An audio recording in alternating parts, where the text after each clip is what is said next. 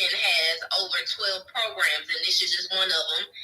Like I've told people before, here in New Era, Dallas, we focus a lot on health and wellness. We do a lot of the Bi-Black tours, and we're really trying to focus in more on with the kids, which I know you are big on too, Tony. Yes. And I don't know if you want me to call you by Wealth Gangster or Tony on here. No, Tony is good. Tony is good. That's just the brand. Yeah, Wealth is Gangster is just a brand. That's just one of the brands. But yeah, that's what we focus on here in New Era, Dallas. But we connected with Tony because he is a man of many talents, but he definitely focuses a lot on the youth as well, and he knows a lot about how to build wealth. That's his brand. So we're going to kind of go right into it. Like I said, I didn't want to keep us too long. We're going to give people the information they need, give them some, resources or whatever, let them know who you are, and we're going to take it out from there. But yes, I would like for you to introduce yourself, let the people know, Dallas, Fort Worth area, whoever's tuning in, who you are.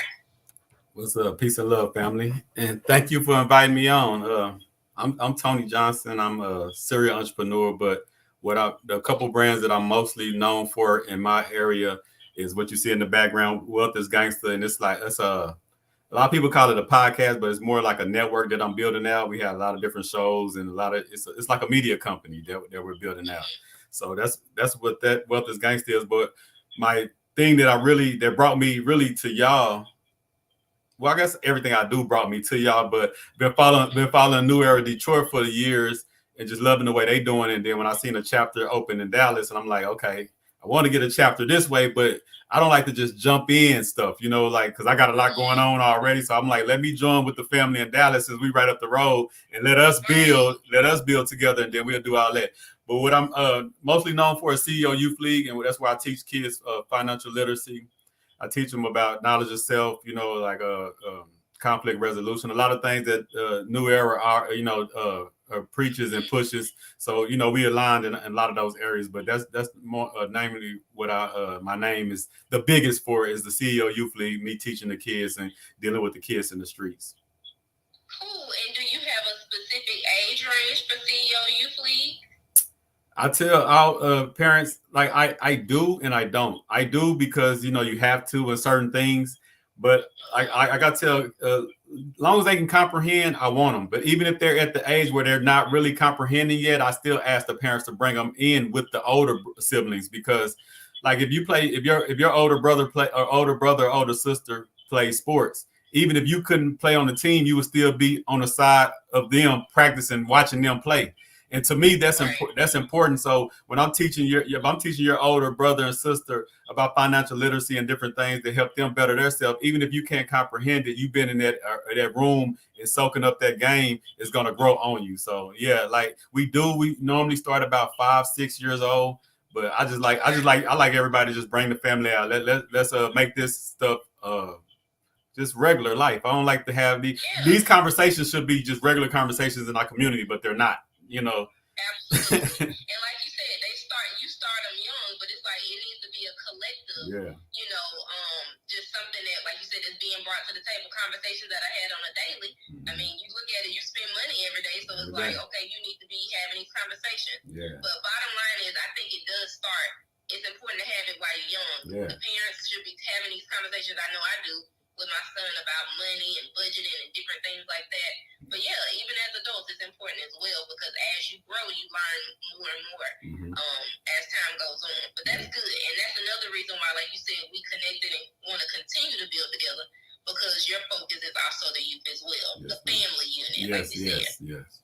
So that's important. So to go off of that, I wanted to kind of talk about 3 different topics, because we want to focus specifically on how we can obviously give whatever information that we have that most of the time, like we said, our community doesn't know because they don't have these conversations. Yeah. So we know you have the Youth League. We know you have Wealth is Gangster, but I guess how did that start? Like, how did that begin in regards to you like, okay, we need to have these conversations. I want to help my community.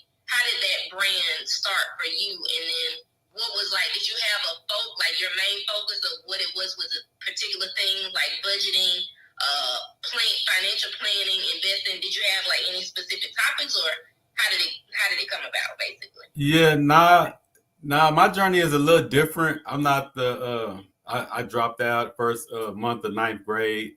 I do have an associate's degree, but I only really went and got that to make my mom proud for me dropping out. You know, kind of like the system says you need to do this to be a good black yeah, to appease them. So but now the mindset was in this mindset came from the streets. Like the mindset I have now, and this is what I tell a lot of the youth that I deal with. I love the energy. Our energy be great, but the problem is our energy be going in the wrong direction, So what I do now, like I got chickens, I got a beef farm, I got gardens, I got my own barbecue sauce that just came in, I got a potato salad, I got a lot of different things going on, but it comes from the hustle of that street hustle, right? I just took that energy and I made it more positive, So, and as I got into it, then I started learning. Like a lot of this stuff, we're still all learning because I'm first generation. I'm the first person in my family that ever even thought like this. That thought outside of getting a job, outside of if you don't make it in sports or go to the military, so that this is abnormal to us. And like I just told you, I'm trying to make it more normalized that it's not. So no, this is just a journey of me living the street life, making it out of that. Even when I was in it, I wanted more. I always talked about owning black-owned businesses. I always talked about it, but I was living wrong. My energy was still going wrong, even though my mind wanted to go that way, So now I would say this is just a long journey that I kind of like. I'm self-taught, internet taught, and just life taught. And then that's how I got to where I'm at. And those are the best businessmen.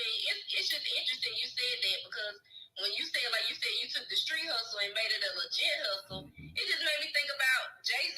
Yeah. You know what I mean? Like these are people who was real deal in the streets, real gangsters, right? And they just made something positive, and we see what he doing. Yeah. You know what I'm saying? He just taking it on a whole other level. He's a billionaire now. Yeah. So it's just amazing to see how people or our brothers, especially the ones who are in the streets and you hustling, doing drugs, whatever the case is, selling drugs, not so much doing it, but selling drugs to make a living. And we understand life that happens sometimes, right? Yeah. But just imagine if you turn it to something positive. You could be an entrepreneur. You could do anything. Yeah. But you making it just so great. Like you said, just you making it a whole brand. You pouring into kids.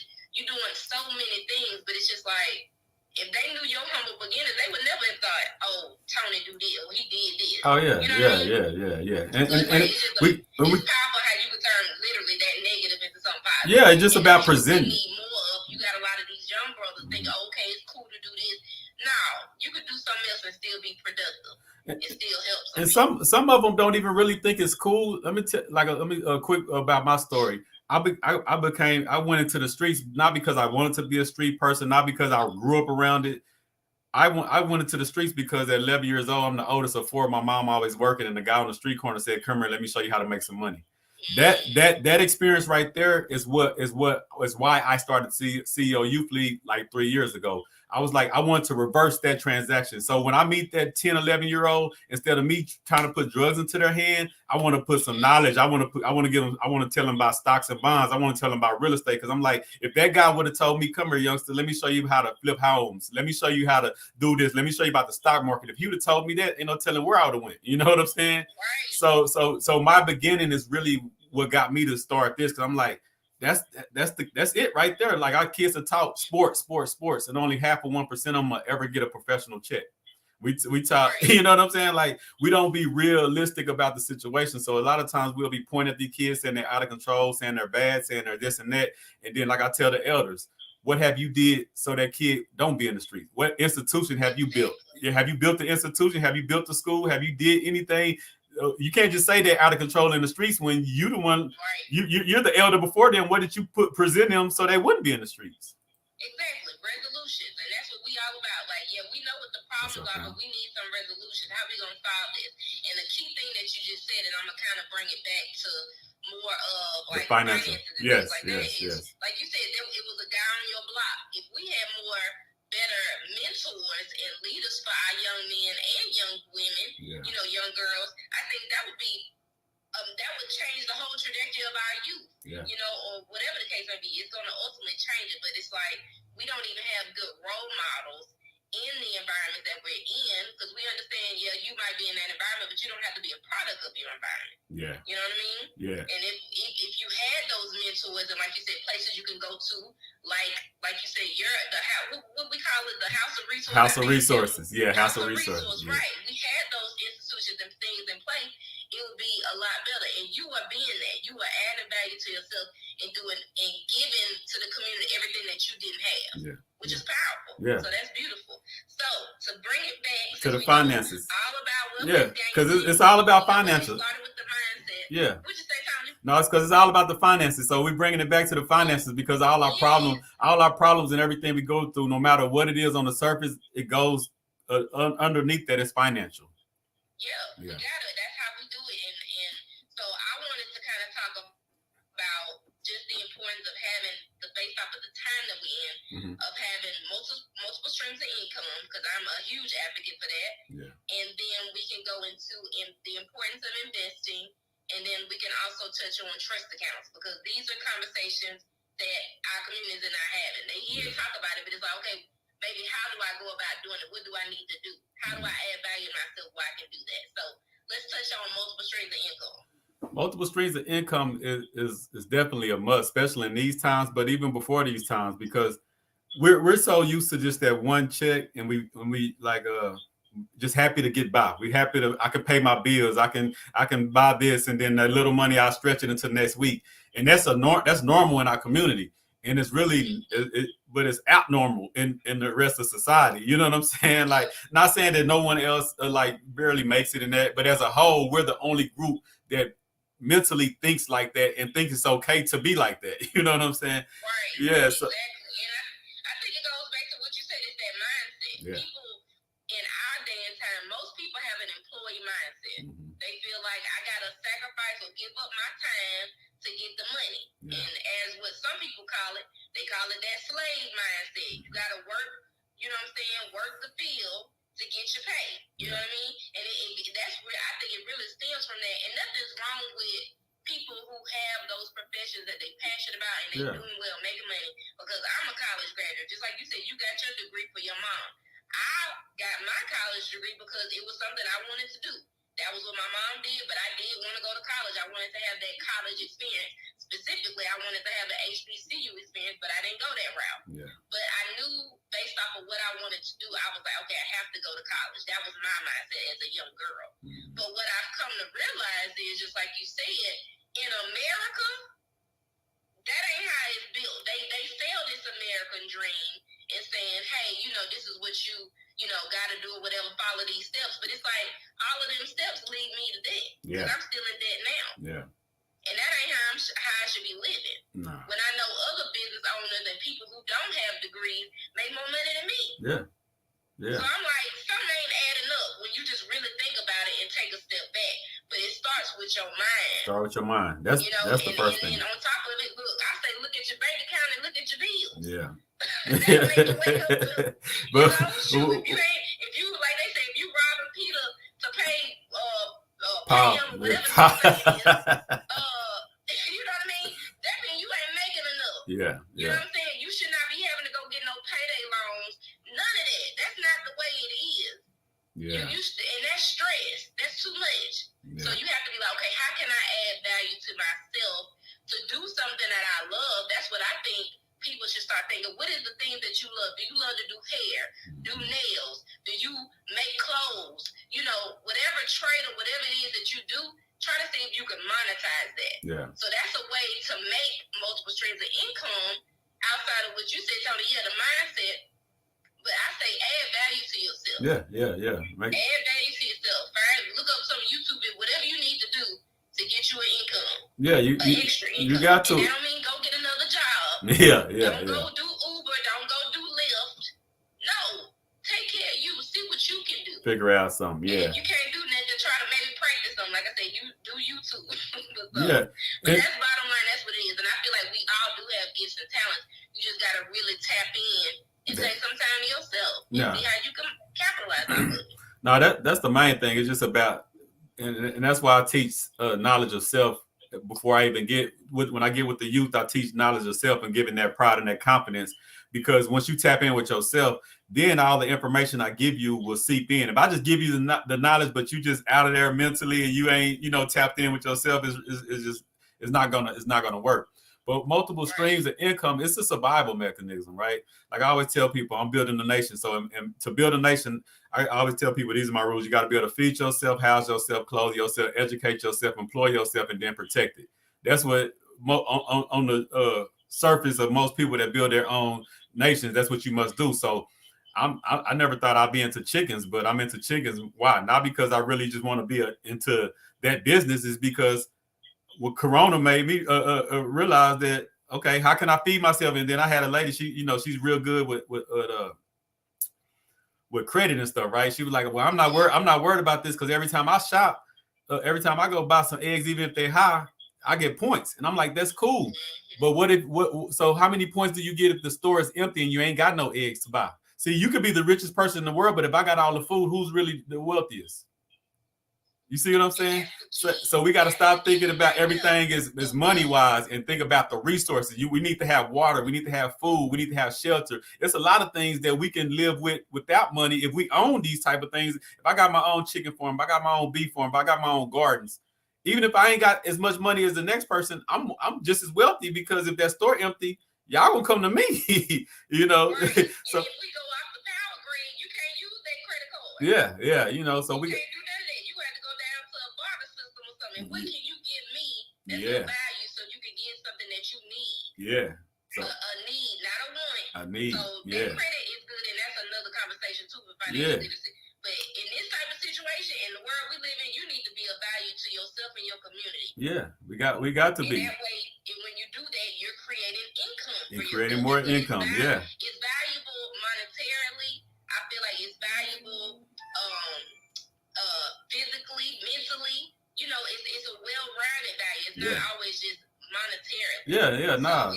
It's about it's building yourself up. Like, okay, I probably got about 15, 20 dozen eggs out there. I can make some money, right? But the bigger thing is my people. They can come to me for eggs. My kids part of my program. That I give out a lot of stuff. So my chicken business ain't even for me to make a lot of money. It's for me to a part of it is for to make some money. A part of it is for the village, and a part of it is for the youth that I know that's in poverty and need to be fed.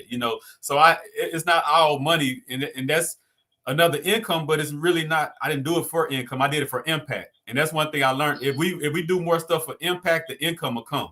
So, we have to realize that we have to do more, because I used to be about, I need to make money. I need to start this business so I can make money. Now I think about, let me start this business because I want to make impact. And if I make the bigger impact I make, the more money going to come. Ooh, I like that, Tony. That's powerful. You're going to have me saying multiple streams of impact. Yeah. That's what it is. Multiple streams of impact. How you doing that? Yeah. For real. Because. And that's what's up. And that's what it's about. Because I do feel like when it is monetarily, it can be a little selfish, right? Yeah. And we all want to live good. Yeah, for sure. And have those nice things. For sure. But I feel like life is about how you make people feel. Mm-hmm. And so when you impact how you make it feel, they're going to always remember that. Yeah. And that's more valuable than anything, because they're going to always remember Tony or the Wealth Gangster or CEO Euclid. They was there for me when I really needed them or whatever like that. Yeah. That's what matters. Yeah. For sure. No money, can't nothing match that. Nah, it's and that's why we built the House of Resources, because I always tell my people, I'm like, how we want our people to fight with us against the system, right? But how is that realistic when most of our people get housed, fed, clothed by the system? So even if you hate the system, with all your heart, the system, just say the system just hurt such and such child, and that person hates the system. But if you still wait on the system to feed you and send your check, even though you hate them, how much can you really hate them? Because they still take care of you. And that's the dilemma that our people in. And that's why I started the House of Resources and stuff like that, because we need our own infrastructure, our own institutions that we can come to and get resources and get fed and get after school programs and get different things that I provide that we normally go to the system for. I'm trying to figure out how to build our own system so we can come to us for it. Yes, and we're going to talk about that more too, House of Resources, which I'm in love. Oh, yeah, we can talk. I just love that whole idea, because it goes, like you said, hand in hand with what New Era is doing. We're building that's going to be here for years to come. Because like you said, you're building systems, and that's what sticks. We've seen that for generations and decades. So I think that's just powerful. And going, I can multiple streams of impact. I'm gonna start saying that. Yeah. But what you just said, I can go on into trust, because as you said, it's here for generations, right? That's when the trust has come. That's when the trust come to be valuable. Like, okay, I'm starting the first house of resources here, but in 100 years, I could still have that house of resources and more house of resources going. Why? If I properly structure it in my trust. You know, so trust is what, like on layman's term, like I was telling you the other day, we can get deep in the weeds with it, but just on the surface of it, it's great to have trust, and it's great to have a conversation about it, because if we having a conversation about it, that means you either have assets already or you looking to obtain assets. Because if you don't have no assets or you're not looking to obtain it, it's no good to have a trust, you know. Okay. So. And that's good to know. And I know we said we didn't want to go too deep into it, but can you say, for the most part, how do people start a trust? Do they just go to the bank, or what do they do? And this is for people who have the assets. And I guess maybe give an example of what an asset is. Oh, the asset is just if you got properties, if you got a house, if you got cars. I mean, it can go down to jewelry. You know, like whatever you got that's valuable that you want to either pass on or you want to put it held in if you want it held in an account, right? You know, it could be jewelry, it can be money, it could be property. You know, it could be say, for instance, this Wealth is Gangster and all the brands that I'm building. You know what I'm saying? They could be held within a trust. So if something happened to me, it's a lot of people. I always tell people like this when it comes to trust. It's men that's been dead for 30, 40, 50 years, right? Still running America.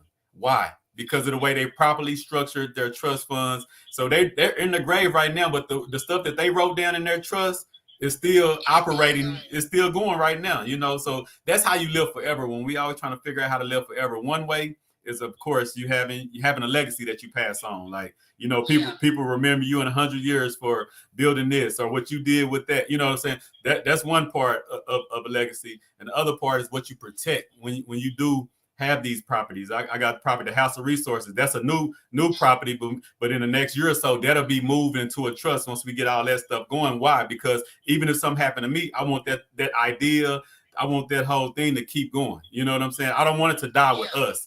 Like, you know, we normally don't have trusts. So if grandma died, everybody fighting over the car and everybody fighting over this or that. A trust fund, grandma can tell you exactly, well, I want this baby to have that. I want this baby to have that. I don't want this baby to have this until they're 18. Like, you, from your grave, you can actually run how you want things to go after you're gone. Yeah, we definitely gonna have to, because we're gonna have a whole live just on trust account. Yeah, for sure. That conversation or that word has been floating around. I would say probably, I mean, it's been around for forever, but in the Black community, I've been seeing a lot of like Instagram videos, and I know I've heard of it before because I've heard like trust fund babies. I'm like, what that is? So I'm like, okay, they got money put to the side, but they can't get it till they get a certain age. But I really want us to go, we'll do it another time, but we're going to go really in depth about that, because I do feel like that's something we need as a people, as a community. You know, so that's something we all need, because that's true wealth, that's true legacy right there. So for sure, we definitely gonna have that. That's another conversation. And so that's why it's important to invest. If y'all invest now, then once we do have the trust fund conversation, then it'll be more adaptable to what you're doing. So step one is just start obtaining some assets, start gaining that. So when we have that conversation on a later date, you'll understand and understand why it's so important. Yes, and we're gonna bring up Gangsta back. Oh yeah, no, we locked in. We can do this. You know, I had these conversations every day. So whenever you want to go, we can go. Hold on 1 second, Tony. Yeah. Don't burn up nothing now. You understand? What's up, family? How y'all doing? What's up, Big Zeke? I see you. Yeah, you know, I'm proud to be linking up with the family. I'm out here in Temple, Texas, man. CEO Youth League, House of Resources, where I represent. I'm just proud to be teaming up with the family, people I've been following for years now, you know, actually donating to the campaigns and sharing the videos and sharing all this. And it's funny because New Era Detroit is one of the groups I'm always telling people, well, we need to do better in our community. We need to do this. I'm like, y'all always say that, but when I share the people that's actually doing the work, why that don't go viral? Why we not, we'll talk about the shooting or this and that needs to be talked about. But let's make go viral the men and the women that's actually putting in the work every day. Let's quit acting like we don't see that. I get tired when they act like we not out here making moves. There's plenty of us out here making moves, but we try to kind of cover that up. And then when something bad go happen, we need to get it together. Now that person that did something bad need to get it together. As a whole, we get it together. It might be a little slow progress, and we wish we could be bigger as a group, but it's a lot of us doing a lot of great work. Exactly, and we're doing it every day. Every day. The things, the media is not going to hot like that, but like you said, we know bottom line, any progression is still progression, it's still growth. For sure. So bottom line, we know what it is. We ain't worried about what they showing. That's why we do what we do and why we here now. So yes, I love all of that, and I loved, like you said, just what you're doing, and I wanted us to talk too about investing. So we know, like you said, about the multiple streams of impact. Yes. We know about the trust, which we're gonna come back to that. Yeah. But why do you feel like it's important for people to invest? I would say now, because people, they be like, okay, what am I investing in? What do I want to do? So what would you say, or why would you say it's important to invest in it? It doesn't necessarily have to be like into stock or anything. I say even investing into yourself. Yeah, that's the number one investment first. Before you do anything, you got to invest into yourself. And I got a course that I'm building out right now. It's called Fast Food to Wealth, and it's basically just teaching people with a fast food job how you can start building wealth. Because the day you start building wealth is not when you get a big chunk of money or when you get your income tax or when somebody give you a record deal. That's not the day you start building wealth. The day you start building wealth is the day that you start thinking different, but start consuming different information and higher level conversations and stuff like that. That's the day you're on your way to wealth. I don't care if you could be flat broke today, but if you start thinking different right now. Now you're on your road to wealth, So what I would tell people, it's important to invest because, who gonna have what you gonna depend on when you get older? Like the Social Security check. I got partners right now. I'm 40 years old. I jumped in the streets when I was 11. So the guys that a lot of my partners 60, 70 years old, living out that $1,000 to $1,200 a month right now. Some of them at the home with their mom. Somebody, some of them like in real bad situations, but they quote unquote did it right. Some of them went to the army. Some of them worked all their life.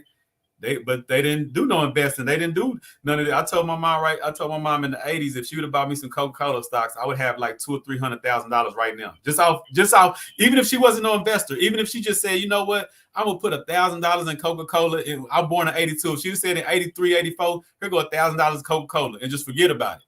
Right now, I have $200,000-$300,000 just off that simple investment, just like that. So my thing, investment is a safety net, right? It's something that protects you now, because some of them are quick turnarounds, but it's really for later. Like I'm more of a long-term holder investor, like, you know what I'm saying? Like, so everything I invest in is for the later. Like I'm a part of groups that we buy in real estate. I'm part of groups that we just opened up a museum in California. We buying up properties here and there, and then I got my own individual stuff. You know what I'm saying? And I do none of that for money for today. Like I got a thrift store. That's how I make my day-to-day money, stuff like that.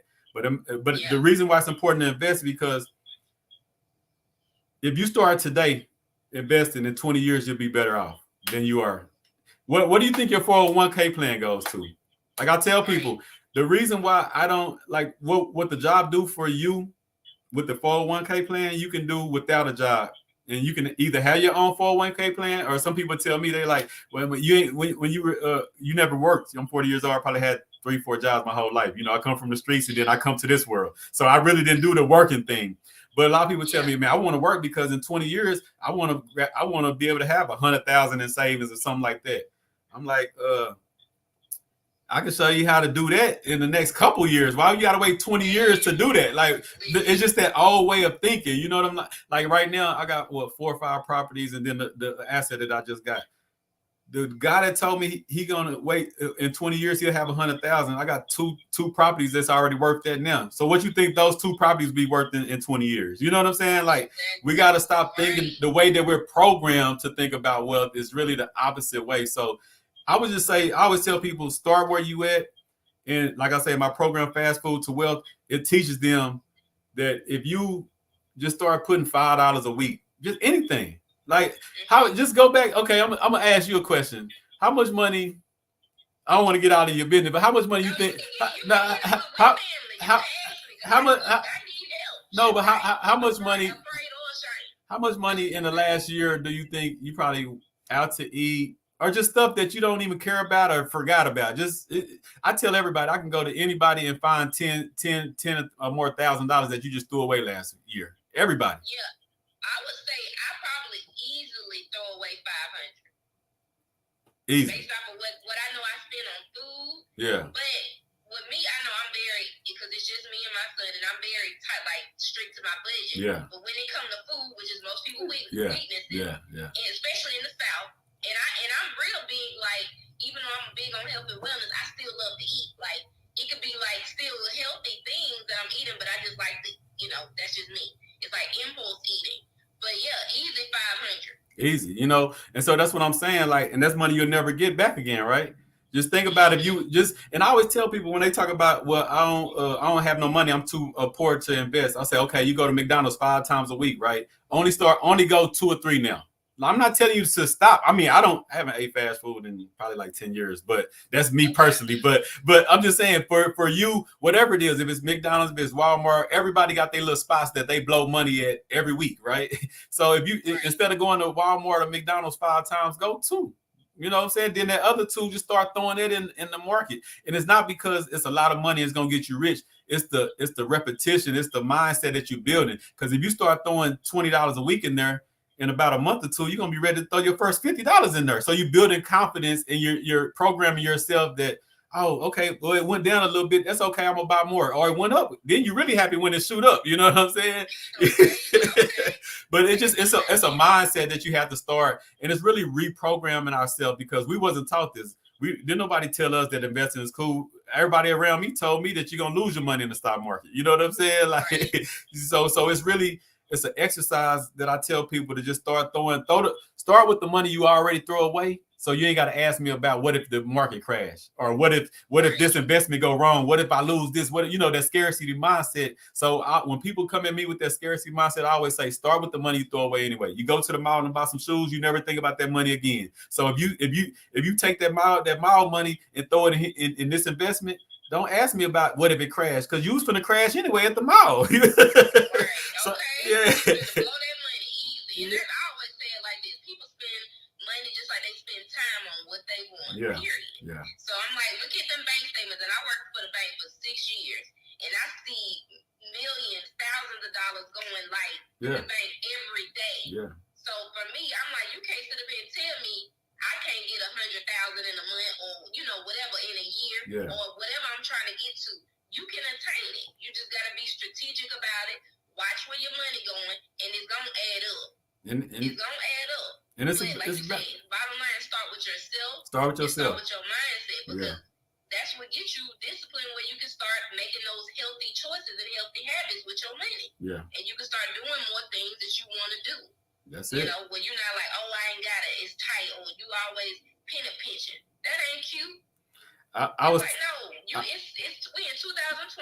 It's so many opportunities and ways to make money, but you got to start with you first. And I was told by old guy on the street corner. He said, we always get what we want. So I don't care how broke you are, whatever you want. Like, I don't care if you're a homeless person, right? If you want beer and cigarettes, every day you're gonna find how to get beer and cigarettes.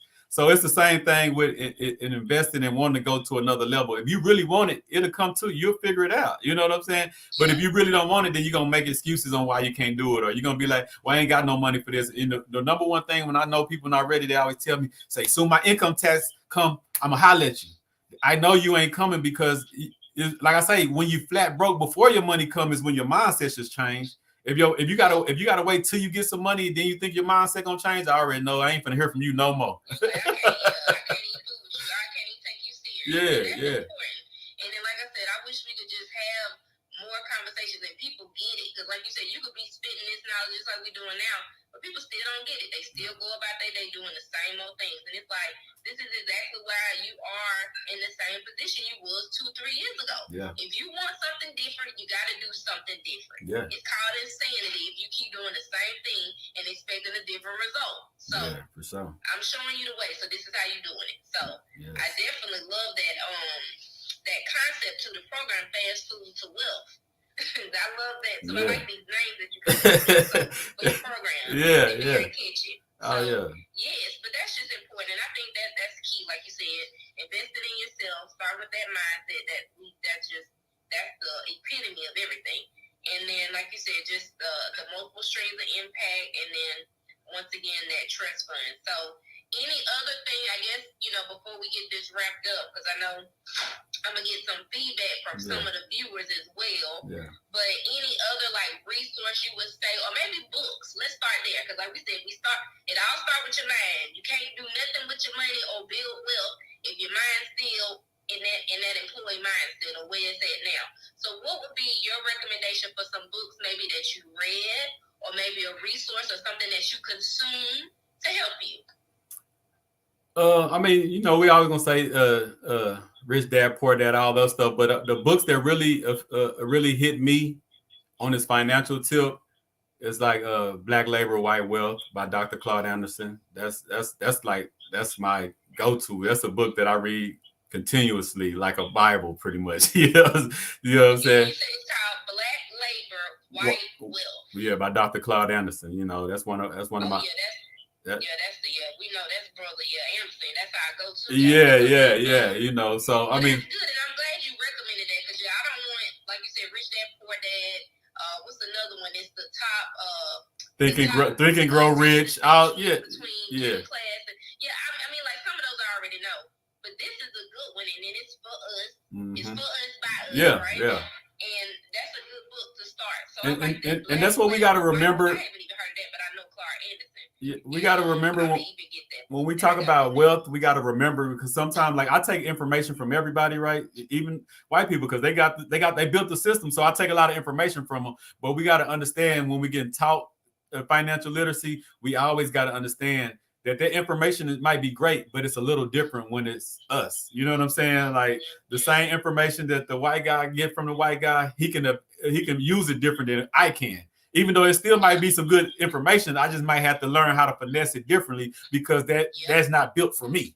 And that's something, and a lot of us, we get the master's degrees and we get this, and then when it don't turn out the same as the other person, we over here frustrated. We don't understand that, your grades might be the same or higher. You might have all the accolades that person got, but the system is built for them, not you. And then we get frustrated and understand why we're not getting the jobs, why we're not getting the same opportunities. And we don't, because we're so smart. We got the same credentials, but we got to and that's why I like those type of books, because it talks about wealth, but it tells it from our point of view and how we should see it. Yeah. Exactly. Like I said, for us, by us. And that's what we need. Once again, representation and things that can actually work for us, that people like us that have done or paved the way for us. And he's definitely been doing that for sure. He's still around doing it. So I think that's good, and I think it was just good conversation. Mm-hmm. Just letting the people know who you are and what we do here, in Dallas, and then for the financial literacy program. Like I said, we have multiple programs, but this is something that definitely needs to be talked about, because, like we said, this is what fuels the system, right? In the programs. If we ain't got no money, for the most part, we doing things, freely, just handing it out, or out of our own pockets. So it's good to have those resources in different ways. We can learn how to add value to ourselves, and once again, just paying it forward. That's what it's about, because we need to change the community after we change ourselves. Pay it forward to your sister and brother. So other than that, I did want to highlight your program and your upcoming event, because you're right here in Texas. I know you're not in the Dallas-Fort Worth area, but you're still in Texas. And people, they want to come, they can. But let people know where you are and your next program that you have that's coming up, and I'll make sure to put it on the page. Yeah, we're gonna be like I said, we're gonna keep these continuous talks, because I know it's Financial Literacy Week, but the financial literacy part should be our lifestyle. That's every day. Like, and we at war on so many fronts, especially in our community, that the financial war is like one of the main ones that trickle down everything else. So, but yeah, like I say, CEO Youth League. You can check us out more. You know, they're saying at www.ceo-youthleague.com, and they keep up with everything. But what she's talking about is the House of Resources. It's a property that I just got, and I was getting it at first to house. I always talk about the schools. I hate the school system, this and that. But what we got to do, and this is why I always tell other Black men in my community, that we can't just talk about what we hate and talk about what we don't like. We got to do something about it. So I don't want to be talking about the school system and this and that. I want to build my own school. So the House of Resources is our first step into building our own school, but it's like a business / educational event space, basically what it is. And what we're doing here is just we having all kind of workshops, curriculums, after school programs. But the programs that you're talking about, we got coming up. I got a 13-year-old. Her painting is right there. There's one of her paintings. She's got an art and paint and juice. You know how the adults have the paint and sip. So the sip and paint. Yeah. So hers is paint and juice. So she's a 13-year-old. She's making money right now off her paintings. I just sold one the other day, and I'm paying her to be the teacher. So that's one program that we got coming. And on the same day of the 29th is the one you was thinking about coming out too. It's Shield of Valor Executive Protection. It's an executive protection company out of Vegas. It's 3 vets that started this company, and then we kind of like linked up because they was just missing the business side of it. And what executive protection is more like the Secret Service type of protection. But when I got with them, I'm like, okay, once again, build a nation. You got to be able to feed yourself, house yourself, clothe yourself, educate yourself, employ yourself, and then protect it. That's the final one, but that's one of the most important ones, right? So that's why I teamed up with them. And now we're talking about how we can do car patrols, how we can do and I always tell them, man, watch what our brothers doing in New Era Detroit. You know, they got the blueprint already. You know what I'm saying?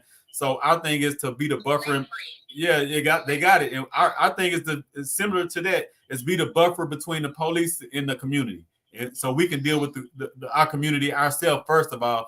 And then I think that makes the police have to be more accountable because they know the police are getting policed now by this security company. You know what I'm saying? So those are the 2 next things that we got coming out. So you can come out and we got a CPR certified. They're going to be they can give you a certificate, your certification that day. That's what you was talking about.